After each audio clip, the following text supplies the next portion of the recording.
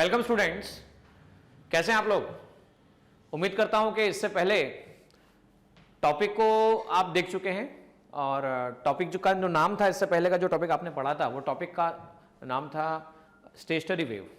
Stationary wave के बाद का स्टेट बोर्ड का ये टॉपिक, महाराष्ट्र स्टेट बोर्ड का टॉपिक, जिसमें मैं केवल और केवल बोर्ड और महाराष्ट्र सीटी के बारे में बात कर रहा हूं।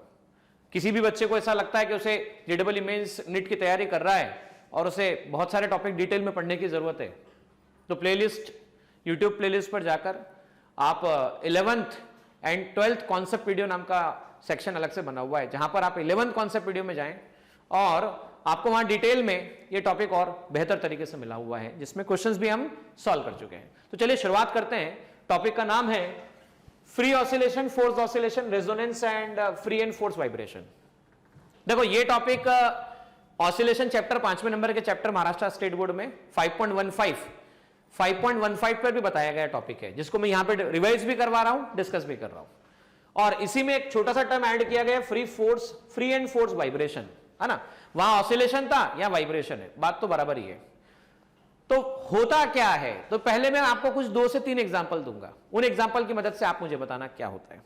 देखो मैं एग्जांपल दूंगा, सबसे बेसिक एग्जांपल, कॉमन एग्जांपल, कि मान लीजिए एम मास का कोई ऑब्जेक्ट, पेंडुलम का बॉब, इस बॉब को मैं क्या करता हूं, इस पोजीशन से उठा के यहां पर शिफ्ट कर देता हूं, यहां पर शिफ्ट किया, इस पोजीशन से उठा के यहां पे शिफ्ट कर देता हूं, ठीक है, यहां पे शिफ्ट किया। अब शिफ्ट करने के बाद क्या हुआ, देखो ये वो पोजीशन यहां से उठा के छोड़ दिया, मैं ले गया छोड़ दिया, तो मैं मानता हूं ए, ये मानता हूं बी और ये मानता हूं आपके पास में सी।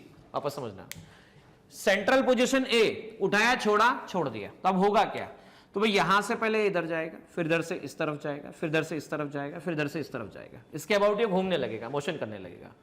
ये बात मानते हैं ना कि ये इस सेंट्रल पोजीशन के अबाउट घूमने लगेगा, मोशन करने लगेगा। तो भाई पहली बार ऐसा हुआ कि मुझे इसे इसकी पोजीशन से डिस्प्लेस करना पड़ा, डिस्प्लेस करके मैंने छोड़ दिया, छोड़ा, ये चलने लगा चलने लगा चलने लगा। अब बच्चों पता है, अगर लगातार चलने लगे, लगातार चलने लगे और इसका एम्पलीट्यूड भी कम ना हो, एम्पलीट्यूड भी कम ना हो, एक सिचुएशन ऐसी हो सकती है। अच्छा, दूसरी सिचुएशन क्या हो सकती है, बोले सर पहले गया, थोड़ा सा कम हो गया, फिर कम हो गया, फिर कम हो गया, फिर कम हो गया, फिर रुक गया, ये भी तो पॉसिबल है। तो भाई अगर मैं किसी ऑब्जेक्ट को अपनी नेचुरल पोजीशन से डिस्टर्ब कर दूं, डिस्प्लेस कर दूं, या हिट कर दूं, या प्लग कर दूं, वापस सुनना क्या क्या कर रहा हूं, अपनी नेचुरल पोजीशन से डिस्टर्ब कर दूं, हिट कर दूं, प्लग कर दूं और छोड़ दूं, उसके बाद वो अपनी ओन फ्रीक्वेंसी से ऑसिलेट होता रहे, अपनी नेचुरल और ओन फ्रीक्वेंसी से ऑसिलेट होता रहे, तो हम इसे कहेंगे natural frequency, natural vibration, natural vibration, natural frequency, free oscillation. जब अब हम कोई फोर्स नहीं लगा रहे पर वो अपने आप से ऑसिलेट करता जा रहा है। लेकिन ऐसा होता है क्या कि एक बार किसी को ऑसिलेट कर दो और अपने आप से ऑसिलेट होता रहे? नहीं होता है, क्योंकि एयर ड्रैग क्या करेगा, एयर ड्रैग क्या करेगा, रोकेगा, बराबर है, तो एयर ड्रैग उसे रोकने का काम करेगा। अब हम बात करते हैं कि फोर्स ऑसिलेशन की हम बात करते हैं।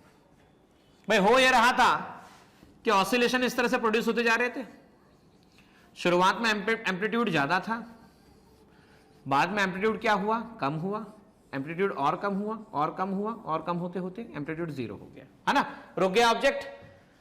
अब बात ऐसी बच्चों कि अगर मुझे ये चाहिए कि मैं इसे लगातार मोशन में बनाए रखूं, तो मैं क्या करता हूं, मैं यहां पे खड़ा हो जाता हूं, ऑब्जेक्ट इधर से इधर जाता है, जाने में पूरा 1 सेकंड लगता है, वापस आने में पूरा 1 सेकंड लगता है, 2 सेकंड लगता है ना, 2 सेकंड लगता है।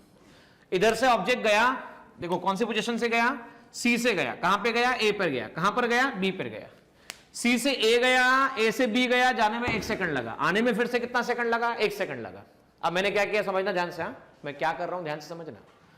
भाई जाकर जब 2 सेकंड में आया तो मैं खड़ा हो गया, जैसे ही ऑब्जेक्ट वापस से आया मैंने वापस से धक्का दे दिया, ठीक है, जैसे ही ऑब्जेक्ट वापस गया, वापस आया, एग्जैक्ट 2 सेकंड के बाद मैंने धक्का दे दिया, मैंने 2 सेकंड के बाद हिट कर दिया। हुआ क्या भाई, हुआ एक तो मैं हो गया जो धक्का दे रहा हूं, और एक ऑब्जेक्ट जो खुद डिस्प्लेस हो रहा है, एक ऑब्जेक्ट जो खुद डिस्प्लेस हो रहा है, एक जो मैं धक्का लगा रहा हूं। अच्छा, मैं धक्का कितने सेकंड के बाद लगा रहा हूं, कितने सेकंड के बाद फोर्स लगा रहा हूं, बोले आप 2 सेकंड के बाद लगा रहे हो, बराबर है। वो भी कितने सेकंड में जाकर आ रहा है, बोले 2 सेकंड में जाकर आ रहा है, बराबर है ना। तो मैं लगा रहा हूं वो गया आया 2 सेकंड के बाद आया, एक तरीका ये हो सकता है। दूसरा तरीका समझना, जाकर ये गया 2 सेकंड में आया, 2 सेकंड में आया, जैसे वो वहां पहुंचा तो उसे कितना सेकंड लगेगा बताओ? जैसे यहां पहुंचेगा तो उसे 1 सेकंड लगेगा। तो मैंने 1 सेकंड वहां पहुंचा और मैंने ऐसा फोर्स लगा दिया, तो क्या होगा? लगेगा क्या फोर्स उस पर? बोले नहीं लगेगा सर। फिर वापस अगले सेकंड पर आएगा, फिर फोर्स लगा दिया, बराबर है। तो मैं हर 1 सेकंड में फोर्स लगा रहा हूं, हर 1 सेकंड के बाद फोर्स लगा रहा हूं, और वो मुझे 2 सेकंड के बाद मिल रहा है। सही बात है ना? तो इस समय क्या होगा? इस समय यह ऑब्जर्व होगा कि हर सेकंड में एक बार मैं मिस करूंगा, मैं छूट जाऊंगा। मतलब मेरा फ्रीक्वेंसी, फोर्स लगाने वाले का फ्रीक्वेंसी अलग है, फोर्स लगाने वाले का टाइम अलग है, और उसके यहां से जाकर यहां आने का टाइम अलग है। अब देखो दूसरा एग्जांपल देखते हैं। इसे जाने में लगा 2 सेकंड, यहां से गया वापस आया, जाने में 1 सेकंड, आने में 1 सेकंड, 2 सेकंड लगे। अब मैंने क्या किया पता है? मैंने 3 सेकंड के बाद फोर्स लगाया। मतलब क्या? ये यहां से गया, फिर इधर आया, फिर इधर आया, तब मैंने फोर्स लगाया। लगेगा क्या? बोले नहीं लगेगा। फिर वापस से जब ये आएगा, फिर जाएगा और फिर आएगा, तब तीसरा सेकंड होगा, तब हिट हो जाएगा। मतलब मेरी फ्रीक्वेंसी और इसकी फ्रीक्वेंसी मैच नहीं हो रही है, बराबर है? नहीं हो रही है। एक केस में हो रही है, कभी इसकी ज्यादा है, कभी मेरी ज्यादा है, और एक केस ऐसा है जब दोनों की सेम है। एक बात तो ये समझ में आ गई, यहां तक बात समझ में आई? ठीक है। तो क्या ये ऑसिलेशन अपने आप से मेंटेन हुए? नहीं हुए। तो मैं कौन हूं? मैं हूं एक्सटर्नल एजेंट, मैं हूं एक्सटर्नल सपोर्ट, या मैं हूं ड्राइविंग ऑब्जेक्ट, जो इस ऑब्जेक्ट इस सिस्टम को ड्राइव कर रहा है। तो मैं जो ऑसिलेशन प्रोड्यूस कर रहा हूं उन्हें कहते हैं फोर्स्ड ऑसिलेशन। कौन सा ऑसिलेशन कहते हैं? Forced oscillation. तो भाई फ्री ऑसिलेशन की डेफिनेशन क्या?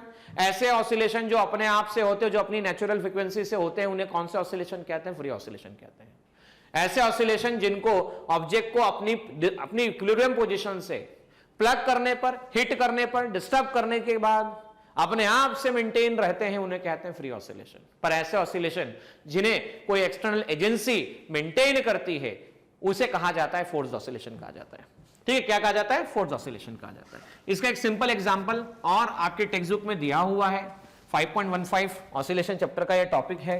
इस टॉपिक में पता है क्या बताया गया है? इस टॉपिक में बताया गया है कि आपको 4 सिंपल पेंडुलम अटैच कर दिए गए, ए, बी, सी का लेंथ सेम, डी का लेंथ ज्यादा।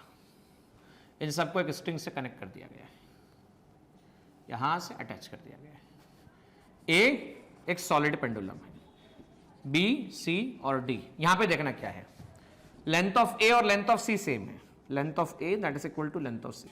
Okay students, length of B और लेंथ ऑफ ए को कंपेयर करें तो ए का लेंथ बड़ा है, बी का लेंथ छोटा है। लेंथ ऑफ ए और लेंथ ऑफ डी को कंपेयर करें तो डी का लेंथ बड़ा है इस बार और ए का लेंथ छोटा है। अच्छा, ये पेंडुलम का केस है। पेंडुलम के केस में ओमेगा का वैल्यू होता है √g/l। ओमेगा को कहते हैं 2 पाई फ्रीक्वेंसी, फ्रीक्वेंसी को कहते हैं 1/2 पाई √ कितना है? g/l। तो मैं देख सकता हूं frequency inversely proportional to √l है। अब देखो कंपैरिजन कर लेते हैं। भाई पहला, लेंथ ए और सी का लेंथ सेम है, इसका मीनिंग क्या हुआ? ए की फ्रीक्वेंसी और सी की फ्रीक्वेंसी क्या होगी? सेम होगी, क्योंकि लेंथ सेम है तो फ्रीक्वेंसी सेम होना है। दूसरा, जब ए की और हम किसके बारे में बात करें? बी की बात करें, तो भाई ए का लेंथ बड़ा है किसके कंपैरिजन में? बी के कंपैरिजन में बड़ा है। तो फ्रीक्वेंसी की बात करें, इनवर्सली प्रोपोर्शनल है, तो ए और बी की फ्रीक्वेंसी कंपेयर करें तो बी की फ्रीक्वेंसी बड़ी होगी और ए की छोटी होगी। तीसरा केस कंपेयर करें, ए और डी की लेंथ में से लेंथ ऑफ डी बड़ा है, लेंथ ऑफ डी बड़ा है, ए का छोटा है। जिसका लेंथ बड़ा उसकी फ्रीक्वेंसी कम, तो फ्रीक्वेंसी ए और फ्रीक्वेंसी डी में से भाई जिसका लेंथ बड़ा उसकी फ्रीक्वेंसी कम, जिसकी फ्रीक्वेंसी कम मतलब फ्रीक्वेंसी ए की ज्यादा होगी, डी की कम होगी। यहां तक मेरी बात समझी क्या? अब देखो क्या हुआ, एक वो प्लेन है जिसमें बोर्ड पर हमने सबने डायग्राम बनाए, ये ऐसा है, ये सेम प्लेन में, और मैं यहां से पकड़ के इसको ऐसा हिलाना स्टार्ट करता हूं, इस तरह से मोशन करना स्टार्ट करता हूं। तो देखो ये तो एक प्लेन हो गया, ये एक प्लेन हो गया जिसमें मैंने डायग्राम बनाया, देखो ये बोर्ड पर प्लेन हो गया। अब मैं बोर्ड से परपेंडिकुलर प्लेन में इसको ऑसिलेट कर रहा हूं इस तरह से। तो पता है जब मैं इसको ऑसिलेट करना स्टार्ट करता हूं तो क्या होता है पता है? ये देख, ये ऑब्जर्वेशन आता है कि ए के ऑसिलेशन करने से, किसके ऑसिलेशन करने से? ए के ऑसिलेशन करने से बी भी ऑसिलेट होना शुरू हो जाता है, सी भी ऑसिलेट होना शुरू हो जाता है और डी भी ऑसिलेट होना शुरू हो जाता है। मतलब ए सोर्स पेंडुलम है, ए ड्राइवर पेंडुलम है, जिसके प्लेन से परपेंडिकुलर मोशन करवाने पर बी को एनर्जी शेयर हुई, सी को एनर्जी शेयर हुई, डी को एनर्जी शेयर हुई। ये भी वाइब्रेट करने लगे सेम प्लेन में, इस तरह से पैरेलल प्लेन में। ये ऐसे ऑसिलेट हो रहा है, ये भी ऑसिलेट होने लगा, ये भी ऑसिलेट होने लगा, ये भी ऑसिलेट होने लगा। अच्छा, ऑसिलेशन में देखो यहां से बाहर गया, फिर से अंदर आया, फिर से अंदर आया, तो ये कहलाया एम्पलीट्यूड। मैं बता चुका हूं एम्पलीट्यूड को क्या कहते हैं। Maximum displacement from mean position is called amplitude, बराबर है ना। Maximum displacement from which position, mean position is called what, amplitude. तो भाई ये देखा गया कि जिसका लेंथ सेम था उनके एम्पलीट्यूड सबसे ज्यादा मिले, जिसका लेंथ सेम था उसके एम्पलीट्यूड सबसे ज्यादा मिले। मतलब सी सबसे ज्यादा दूर गया, सबसे ज्यादा दूर गया। देखो हमको देख के तो क्या लगता है पता है कि डी सबसे लंबा है, डी सबसे बड़ा है, तो सबसे ज्यादा दूर डी जाना चाहिए, ऐसा हमको लगता है, ऐसा हमको लगता है। लेकिन ऐसा होता नहीं है। होता यह है कि ए और सी है ना, ए का लेंथ सी के लेंथ के बराबर है या सी का लेंथ ए के लेंथ के बराबर है। सी कौन सा पेंडुलम है, सोर्स पेंडुलम है। सी नहीं, ए कौन सा पेंडुलम है, सोर्स पेंडुलम है। सी कौन सा पेंडुलम है, बोले सर ये खुद एनर्जी गेन करने वाला पेंडुलम है। लेंथ सेम है, फ्रीक्वेंसी सेम है, फ्रीक्वेंसी सेम है, एम्पलीट्यूड मैक्सिमम मिला है। भाई दोनों केसेस में, इन दोनों केसेस में जब ए से बी को कंपेयर करो तो बी का एम्पलीट्यूड उतना नहीं मिला जितना सी का मिला, उससे छोटा मिला। अच्छा, डी का एम्पलीट्यूड उतना नहीं मिला जितना किसका मिला, सी का मिला। मतलब ये हो गया जब लेंथ सेम होता है तो कुछ ऐसा हो रहा होता है जिससे एम्पलीट्यूड मैक्सिमम होता है, और जब भी एम्पलीट्यूड मैक्सिमम होता है इसे कहते हैं कौन सी कंडीशन, रेजोनेंस कंडीशन। कौन सी कंडीशन बच्चों, रेजोनेंस कंडीशन। तो बच्चों जब एम्पलीट्यूड मैक्सिमम है तो इसे रेजोनेंस कंडीशन नाम दिया गया है। पता है आपको दो ग्राफ प्लॉट किए गए, एक स्क्वायर ऑफ एम्पलीट्यूड के बीच में और एक फ्रीक्वेंसी के बीच में। जिस फ्रीक्वेंसी को मैं कह रहा हूं फोर्स फ्रीक्वेंसी, तो पता है ग्राफ कैसे मिले, ग्राफ ऐसे मिले। ये वो पोजीशन है जब फोर्स फ्रीक्वेंसी नेचुरल फ्रीक्वेंसी के इक्वल हो गई। फोर्स्ड फ्रीक्वेंसी की वैल्यू जब किसके इक्वल हो गई बच्चों, पता है नेचुरल फ्रीक्वेंसी के इक्वल हो गई। तो पता है क्या हुआ, तब आपको एम्पलीट्यूड मैक्सिमम मिला। और इसी फिनोमेना को क्या नाम दिया गया, इसी फिनोमेना को नाम दिया गया रेजोनेंस। रेजोनेंस बच्चों, रेजोनेंस आपको आरएल सर्किट, एसी सर्किट में भी मिलने वाला है, जो कि मैं यहां पर डिस्कस नहीं कर रहा हूं, है ना। रेजोनेंस आपको आरएल सर्किट में मिलने वाला है, आरएलसी सर्किट में मिलने वाला है। आरएल तो नहीं बोलूंगा मैं, आरएलसी सर्किट के अंदर रेजोनेंस फिनोमेना मिलने वाला है, एलसी ऑसिलेशन में मिलने वाला है, एसी में, जो मैं एक बार फिर से आपके सामने वहां पर डिस्कस करूंगा। अब देखो हम बात करते हैं फ्री वाइब्रेशन और फोर्स वाइब्रेशन। ऐसे वाइब्रेशन जो अपनी नेचुरल फ्रीक्वेंसी के कारण होते हैं, ऐसे वाइब्रेशंस को हम फ्री वाइब्रेशन कहते हैं। और ऐसे वाइब्रेशन जो किसी एक्सटर्नल एजेंसी की मदद से होते हैं उन्हें हम कौन से वाइब्रेशन कहते हैं, फोर्स वाइब्रेशन कहते हैं। फोर्स वाइब्रेशन के एग्जांपल आपके टेक्स्ट बुक में दिए गए हैं। वॉशिंग मशीन का एग्जांपल दिया गया है, फोर्स वाइब्रेशन है। ड्रिल मशीन का एग्जांपल दिया है, फोर्स वाइब्रेशन है। वॉशिंग मशीन के साथ अच्छा फ्री वाइब्रेशन का क्या है, तो सिंपल पेंडुलम का एग्जांपल दिया हुआ है कि सिंपल पेंडुलम से रिलेटेड जो वाइब्रेशंस हैं, जब कोई एयर ड्रैग कंसिडर ना किया जाए तो कौन से वाइब्रेशंस हैं, तो ये वाइब्रेशंस आपके पास में कौन से वाइब्रेशन है, फ्री वाइब्रेशन है।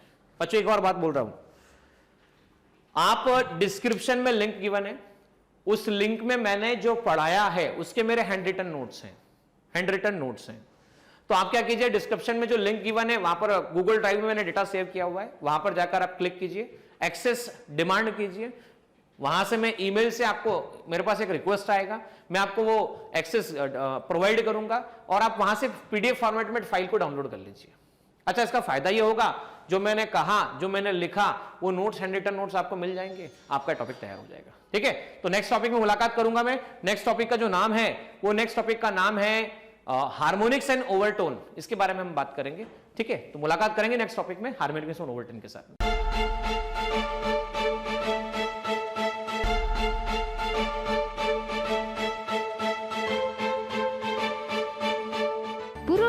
अकॅडमी, मेन ब्रांच, प्रभात चौक, MJ कॉलेज रोड, लोकमान्य हॉस्पिटलच्या बाजूला, जळगाव आणि पांडे क्लासेस जवळ, बंधन बँके शेजारी, ट्रॅफिक गार्डनच्या समोर, जळगाव.